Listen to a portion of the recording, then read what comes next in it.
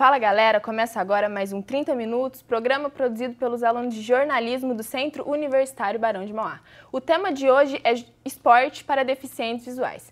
Para falar sobre o assunto, convidamos a professora de Educação Física, Silvia Helena Piantino, pós-graduada em Educação Física. É uma das fundadoras e coordenadora voluntária de esportes da ADVIRP, Associação de Deficientes Visuais de Ribeirão Preto e Região. É árbitro de goalball da CBDV, Confederação Brasileira de Desportos de Deficientes Visuais. Silvia, muitíssimo obrigada pela sua participação, por ter aceitado o nosso convite. Eu que agradeço a oportunidade. Para começar a nossa conversa, eu já vou perguntando para a senhora, como foi o início do trabalho? O que foi determinante para a senhora começar a trabalhar com deficientes visuais? E a senhora enfrentou alguma dificuldade no começo? Então, na realidade, o início foi em 1991, quando eu fui para a escola Professor Cid de Oliveira Leite, como professora efetiva de Educação Física, e lá eu conheci uma sala especial para deficientes visuais, que a professora Marlene era a professora. E ainda não existia a inclusão dos alunos com deficiência na escola regular, né? Em sala comum. E aí eu perguntei para a professora, os alunos praticam alguma atividade física, como é? E vi que eles ficavam apenas na sala recebendo orientações, né? Aprendendo o braille. E assim eu me interessei em começar o trabalho, me ofereci para ser voluntária. E fui, no início eu tirava um aluno por vez, né? Porque eu não tive na minha graduação a disciplina de Educação Física Adaptada. Então eu não tinha ainda nenhuma experiência para trabalhar com deficiente visual. E aí eu pensei, eu não posso fazer um trabalho sem uma formação. E eu fui estudar para trabalhar com eles. E comecei, ao mesmo tempo que eu estudava, eu tirava e trabalhava com eles na quadra. E isso foi o início, em 1991. Tá certo. Aqui no estúdio também estão os meus colegas de jornalismo e o aluno Luiz vai fazer a primeira pergunta para a senhora. Olá, professora. Qual que é a importância do esporte para os deficientes visuais? É uma maneira de inclusão social? Com certeza, né? Então, eu acho que a primeira coisa que nós precisamos pensar é mostrar para a pessoa com deficiência que ela é capaz. Então, assim, isso é o primeiro passo que eu acho importante. Os benefícios, quais seriam? Né? O benefício da saúde seria a melhora da condição cardiorrespiratória, cardiovascular, a melhora da coordenação, do equilíbrio, a melhora da coordenação, tanto motora, quanto toda essa parte dele se sentir mais seguro em relação ao seu corpo. Ele ter essa oportunidade de vivenciar, né, essa parte corporal. Em relação ao benefício social, eu acredito que tanto a parte, o mais importante é a sociedade, de repente, mudar o olhar dela em relação à incapacidade, né, dessa pessoa com deficiência, que na realidade eles não são incapazes. A gente tem que ter um olhar no que ele tem de melhor. Né, quais são as suas potencialidades. Então, eu acho que na parte da sociedade é isso. E ele ter a oportunidade da sociabilização. Então, eu acho isso fundamental. Em relação à parte psicológica, é a melhora da autoconfiança, da autoestima. Então, eu acho que, assim, são os grandes benefícios, tanto do esporte como dessa inclusão social, que não fica só no esporte, né? A oportunidade do trabalho, a oportunidade de conviver com outros. Então, eu acho que isso que são os benefícios. Olá, professora. Olá. Eu sou a Jucimara. Eu gostaria de saber quais são as modalidades que existem para deficientes visuais no esporte. Olha, são várias. Que bom, né, que são várias. Eles têm um leque de opções. Então, no caso, eles podem nadar, fazer atletismo, xadrez adaptado, eles podem trabalhar, praticar o ciclismo tandem, que é o ciclismo, não sei se vocês já viram, a bicicleta dupla, né, que o guia vai na frente e a pessoa com deficiência visual vai atrás. Eles podem fazer hipismo. E o goalball, né, que é o único esporte que não é adaptado. O goalball, ele foi especialmente feito para o deficiente visual. Olá, professora. Meu nome é Guilherme. Alguns esportes eles precisam de equipamentos para auxiliar o deficiente visual. Quais são esses esportes que usam esses equipamentos e é muito difícil encontrar nas lojas? Então, na realidade, o que nós precisamos é adaptar materiais, né? No caso da bola, ela precisa ter guiso. Ah, eu esqueci do futebol de 5, né? Que é o futebol para pessoa com deficiência visual. Aí, no caso, é uma bola com guiso. O goalball é uma bola com guiso. A bola do futebol de 5 é uma bola que é fabricada no Brasil. Inclusive, a gente exporta essa bola. Só que, no caso do goalball, a bola é importada da Alemanha. Então, é um material muito caro, muito difícil para a gente adquirir, porque ela tem um custo muito alto. Mas nada que seja impossível a gente conseguir, né? Então, tem a confederação que, às vezes, consegue esse material para a gente e repassa para as associações. Professora, quais são os cuidados com os deficientes visuais em 100%? No caso da prática de atividade física? Isso, na prática. Então, quando você leva a pessoa com deficiência visual para fazer a prática de um esporte, a primeira coisa que ele precisa ter é confiança na pessoa que está trabalhando com ele. Então, o que nós fazemos? A gente apresenta o local onde ele vai fazer a prática de atividade física. Então, no caso, se for uma quadra, a gente caminha com ele, apresenta através do tato, da parte do movimento dele em toda a quadra, né, o andar, que ele vai sentir se é grama, se é cimento. Então, a gente apresenta todo esse local para que ele se sinta seguro. Por quê? A pessoa com deficiência visual, você imagina uma pessoa que não enxerga, se ela de repente não percebeu um buraco ou mesmo uma pedrinha, algum carocinho da árvore que caia, isso dá uma insegurança muito grande se ela pisar. Então, assim, a primeira coisa é isso, é apresentar o local e deixar esse espaço o mais seguro possível, porque uma vez que ele não tiver mais confiança no seu guia, vai ser um pouco complicado para ele fazer a atividade. Então, o profissional tem que estar capacitado para isso, em relação a essa segurança, de mostrar o local, dele ter segurança na vivência e ser uma coisa que seja prazeroso e não que ele tenha medo de fazer. Então, são esses primeiros cuidados que precisa ter. Professora, o atletismo é a única modalidade que precisa de guia? Não. O atletismo é o que a gente mais vê na mídia, né? Então, seria o atleta cego, no caso, na classificação, existe o B1, o B2 e o B3. O B1 é aquela pessoa cega, né? Que no caso do atletismo, a gente fala T11, T12 e T13, que são as provas de pista, ou F11, F12 e F13 nas provas de campo. Então, no atletismo, as pessoas que fazem parte da classificação T11 e T12 e F11 e F12, elas usam o guia. No caso do 11, ele é obrigatório o uso de guia. No caso do 12, é opcional. Porque, de repente, ele está com uma deficiência que vai de 12 até assim, no limítrofe, quase 13, ele enxerga um pouquinho melhor, então ele dispensa o uso do guia. E no caso do 13, ele é proibido. Outra modalidade seria a natação, porque vocês imaginam um atleta que não enxerga, usando um óculos opaco, que no caso do 11 é obrigatório usar o óculos opaco na natação, o óculos no atletismo.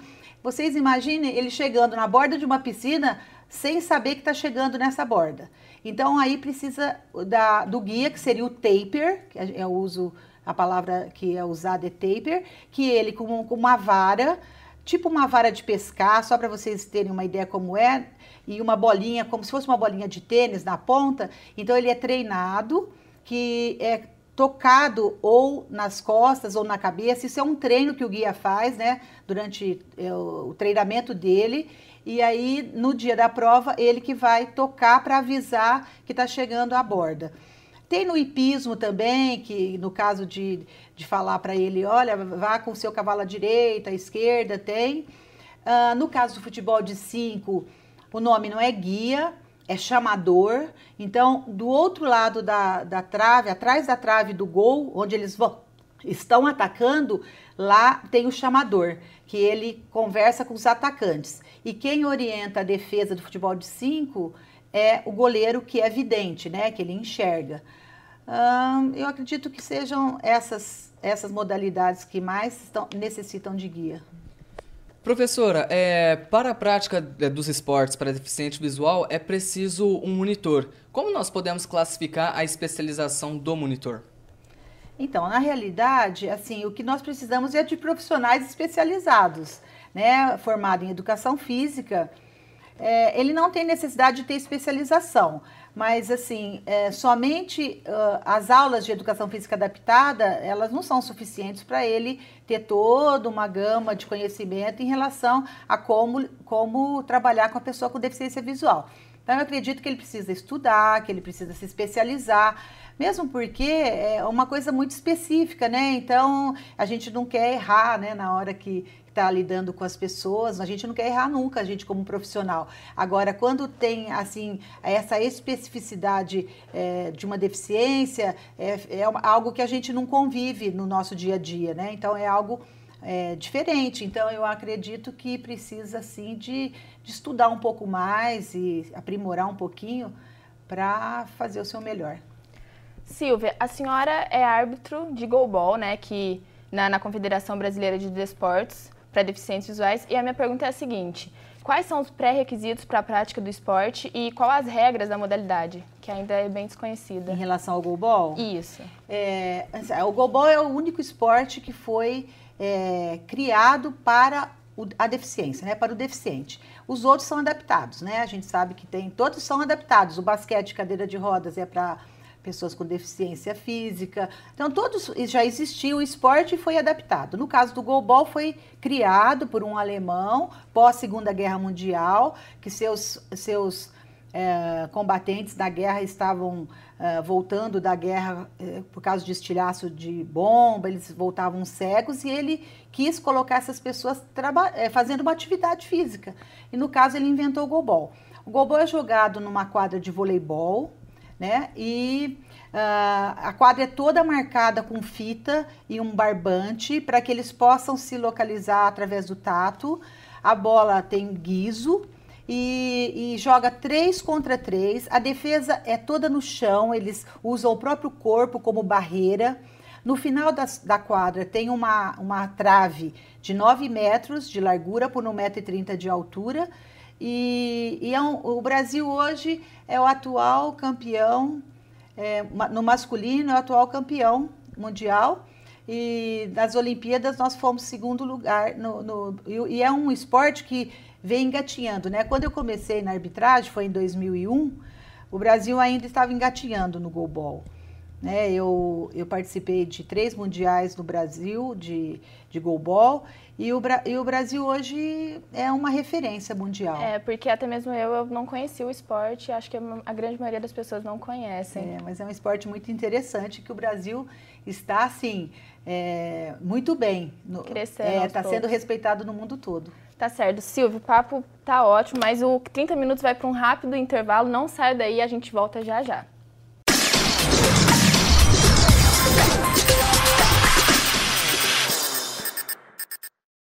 Era uma vez um cara que foi expulso do colégio aos 8 anos de idade. Motivo? Excesso de curiosidade. 20 anos depois ele inventou sozinho a primeira lâmpada elétrica. Aí o curioso virou gênio. Por isso, se você tem uma ideia, um plano, sei lá, experimenta levar a sério, mas vai lá e faz. E depois, escolhe o lugar certo para botar o seu plano em prática.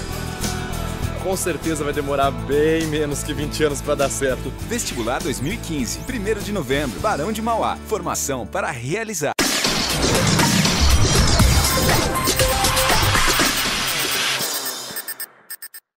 Estamos de volta com 30 minutos e hoje nós estamos falando sobre esportes para deficientes visuais. E para esclarecer o assunto, nós convidamos a professora Silvia Piantino. Ela que é professora universitária de graduação e pós-graduação, é árbitra de goalball, é uma das fundadoras da Associação ADVIRP, voluntária.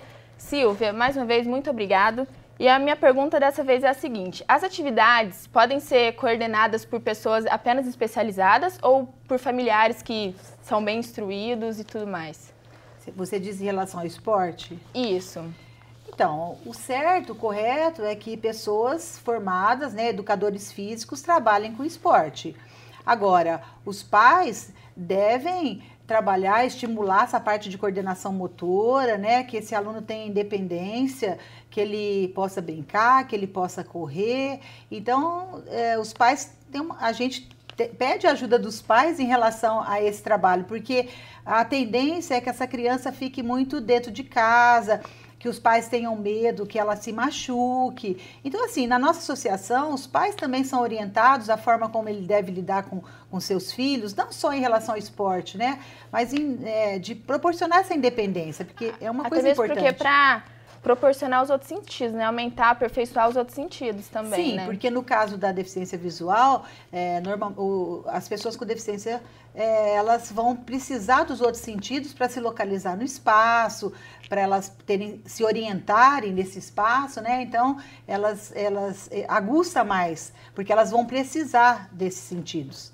Né? Então, os pais podem e devem, e são pessoas que estão ali 24 horas com seus filhos, e eles também são nossos parceiros, né? Nós precisamos que eles acreditem que é possível, né? Que não só o profissional tenha essa influência sobre o seu filho, mas ele também está junto com a gente, nos apoiando e aprendendo junto com a gente o dia a dia desse seu filho, para que ele possa crescer e principalmente que ele possa ter independência, né? Porque o mais importante é que a pessoa com deficiência conquiste a sua independência. Tá certo.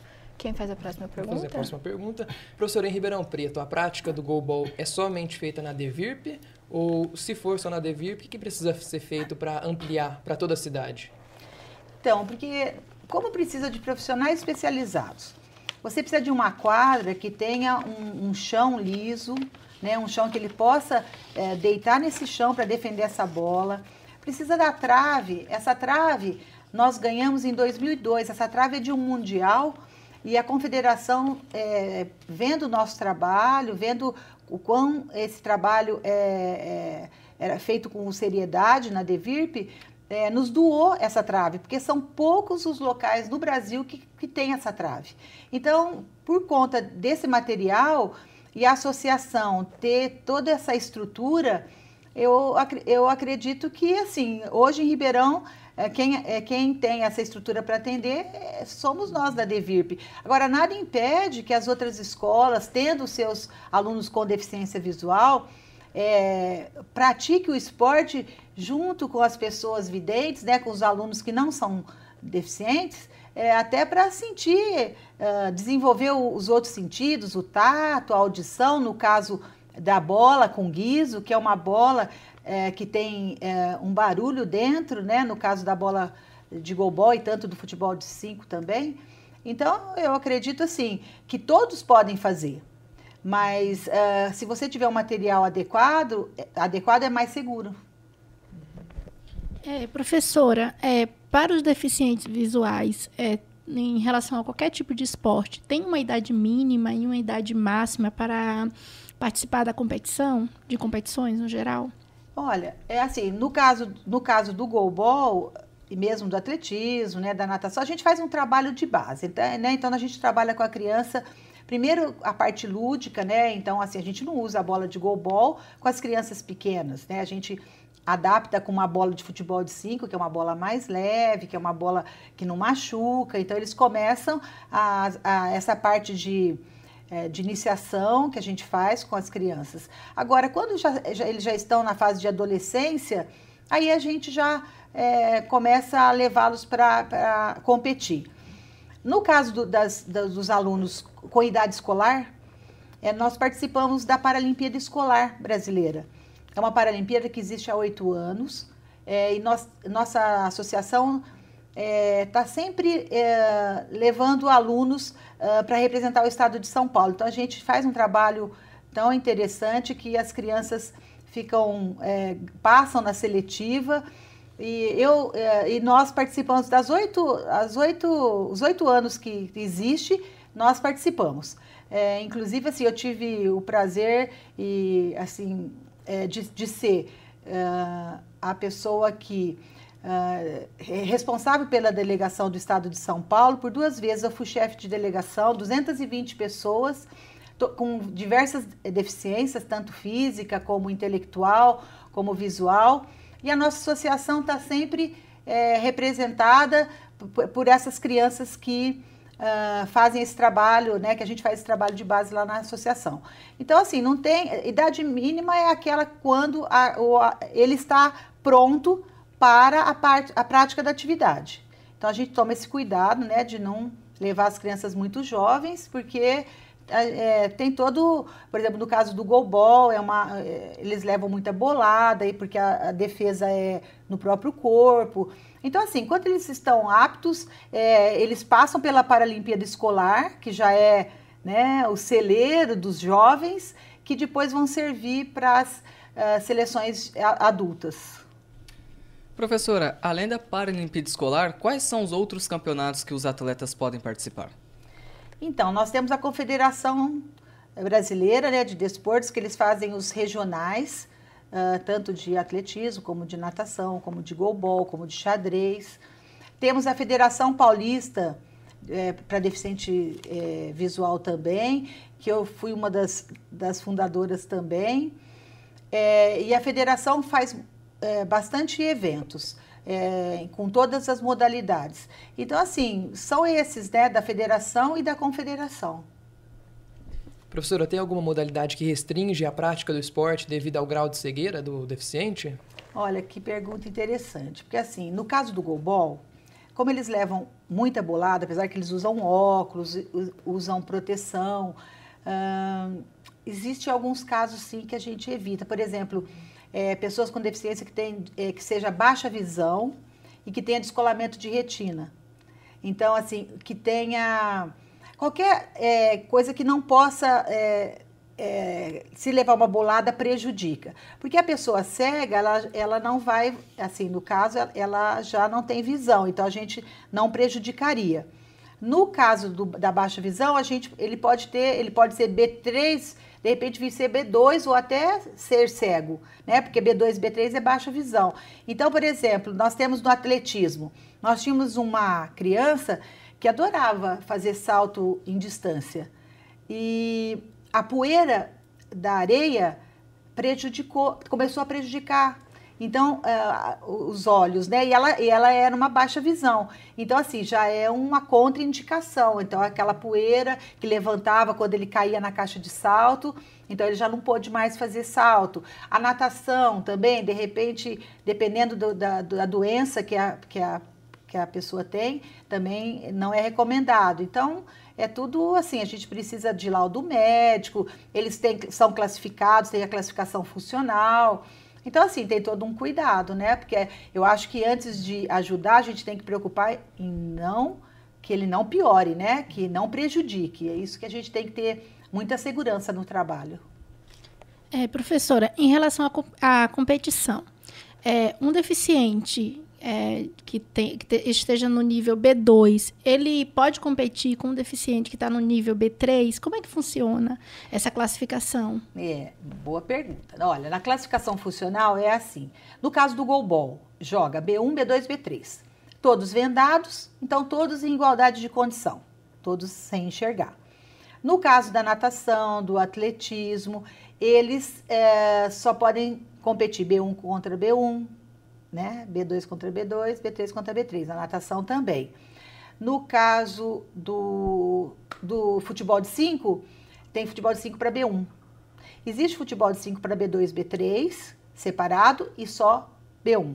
Até o Brasil também está sempre nos primeiros lugares no futebol de 5. Professora, a DEVIRP, ela foi citada agora na entrevista.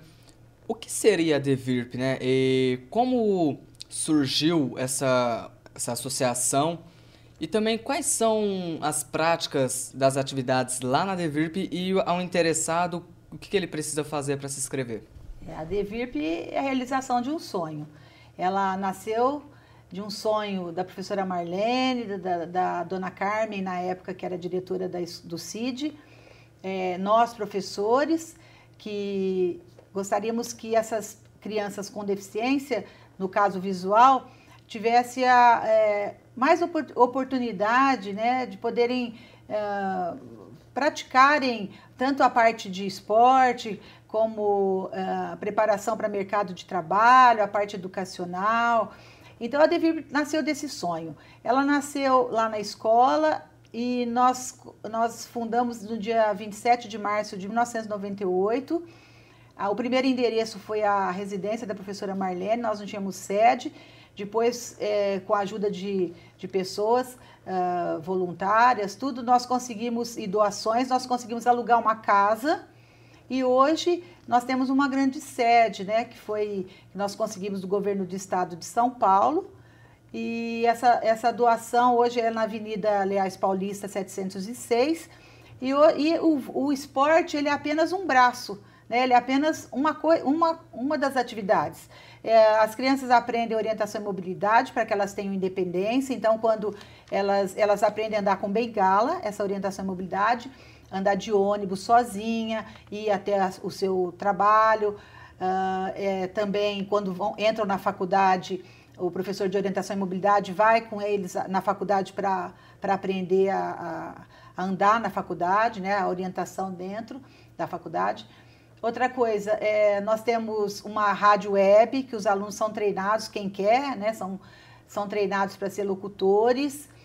Tem muitos cursos, tem psicólogo, tem orientação, atividade da vida diária, que eles aprendem a cozinhar, arrumar sua própria casa, arrumar sua cama, lavar sua roupa, passar sua roupa. E assim, o que mais? Música, dança. É uma maravilha, né? O nosso sonho realizado, 17 anos aí que nós conseguimos realizar esse sonho. Mas esse sonho, ele veio de algumas pessoas, mas que teve a ajuda de muitas pessoas bondosas, voluntárias, que fazem doação para casa até hoje. A gente vive de doação, né? Então, assim, é um sonho e é uma grande associação que está aí hoje reconhecida nacionalmente. E aos interessados que têm interesse em fazer parte da DEVIRP, o que é preciso fazer? Não, é só comparecer, né, conversar lá na DEVIRP, que é na Avenida Leais Paulista 706, é muito bem-vindo, vai ser feita uma entrevista, ver as necessidades da pessoa e está sempre as portas abertas para todas as pessoas com deficiência visual e também com a comunidade de Ribeirão Preto que queira ser doador de voz para ler um livro, professores, né, de química, física, que queira passar algumas horas ensinando os alunos. Então, assim, todos são bem-vindos, todos são capazes de ser voluntário, de ajudar o outro e a DEVIRP está sempre com as portas abertas. Tá certo. Silvia, o programa infelizmente está chegando ao fim. Mais uma vez, muito obrigada pela sua participação. Obrigada aos meus colegas de curso. O 30 Minutos fica por aqui e na próxima semana tem mais.